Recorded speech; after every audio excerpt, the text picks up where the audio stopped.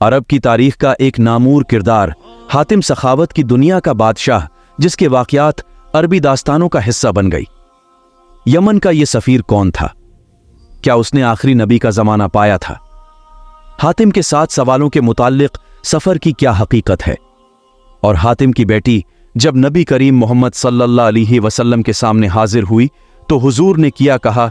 ये रबीउ अल-अव्वल 9 हिजरी का साल था जब हुजूर सल्लल्लाहु अलैहि वसल्लम ने हज़रत अली को 150 सिपाही समीत कबीला ते की तरफ भेजा, क्योंकि उन्होंने हुनीन की जंग में मुशरकीन का साथ दिया था। हुजूर ने हुक्म दिया कि ताई कबीला के बुत, जिसका नाम कलिस था, उसे तोड़ दिया जाए। काली झंडियां लेकर अरबों की तेज तरीन सहसवार सुबह सुबह बनु तह के महल्ले पहुंचे और तह की छोटी सी फौज के साथ झड़प के बाद ये इलाका फतेह हुआ।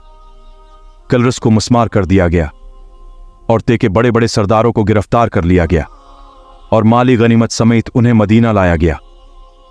हुजूर पाक सल्लल्लाहु अलैहि वसल्लम को किसी ने यह खबर दी कि उन कैदियों में सफाना नामी एक खातून है जो ये बता रही हैं कि वो हातिम ताई की बेटी है।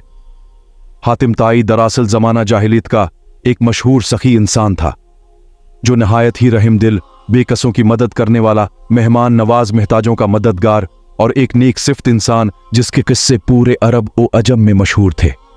चुनांचा आप सल्लल्लाहु अलैहि वसल्लम ने उन्हें बुलाया। जब वो हुजूर के सामने पेश हुए तो उन्होंने कहा कि मैं सखी हातिम ताई की बेटी हूं। मेरा बाप बुहोकों का पेट भरता था और गरीबों पर रहम करता था। उस पर नबी ने फरमाया, तेरे बाप ने मुसलमानों की इसी खूबियां थीं। अगर तुम्हारा बाप अहद इस्लाम में होता तो हम उसके लिए रहमत की दुआ करते। सफाना बिनत हातिम ने हुजूर से अर्ज किया कि मेरी आपसे एक दरख्वास्त है, आप उसको कबूल फरमाकर मुझे शुक्रिया अदा करने का मौका दीजिए। नबी सल्लल्लाहु अलैहि वसल्लम ने फरमाया, वो किया है? उसने कहा, मेरे वालिद फूत हो चुके हैं, मेरा मुहाफिज यानी भाई भाग गया है, आप मुझ पर एहसान फरमा लीजिए।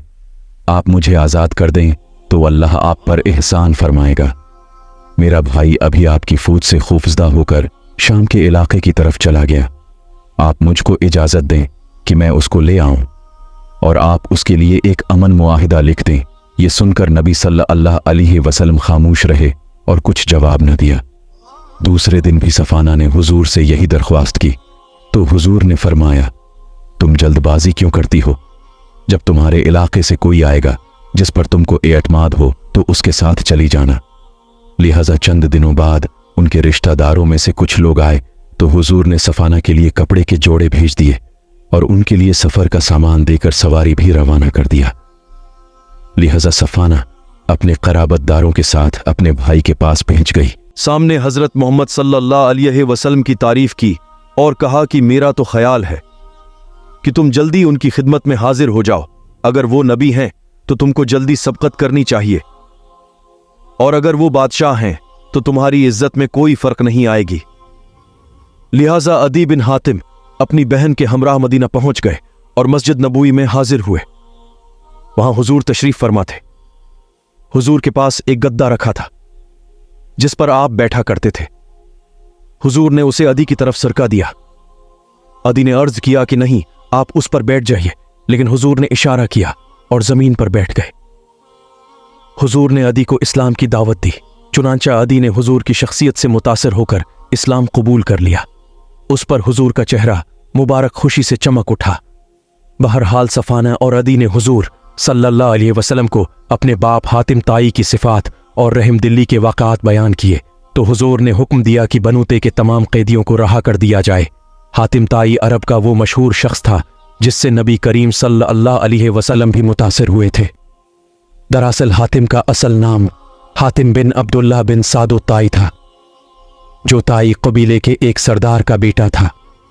कहते हैं कि बचपन में ही वालिद के वफात के बाद हातिम ने अपनी दौलतमंद और सखी माँ के गोद में परवरिश पाई। हातिम की माँ ने कुछ इस तरह उसकी तरबियत की कि वो सखावत का वारिस बन गया। वो जवान होकर बड़ा सखी इंसान बना। वो सखावत से ही दिल बहलाता। उसने इस कदर मुबालगा करने लगा कि जुनून की हद तक पहुंच गया। हातिम बचपन से ही अपना खाना वगैरह अपने मुफलस साथियों को दे दिया करता था। दादा ने जब ऊंटों की निगरानी का काम उसके जिम्मा लगाया تو حاتم نے اجنبی مہمانوں کے لیے 3 اونٹ ذبح کر دیے اور باقی ان میں تقسیم کر کے دادا کے سامنے فخریہ اظہار کیا کہ میں نے آپ کے خاندان کا نام دنیا میں روشن کر دیا۔ حاتم کی سخاوت کے قصے تاریخ کی کتابوں اور عربی داستانوں میں بھری پڑی ہیں۔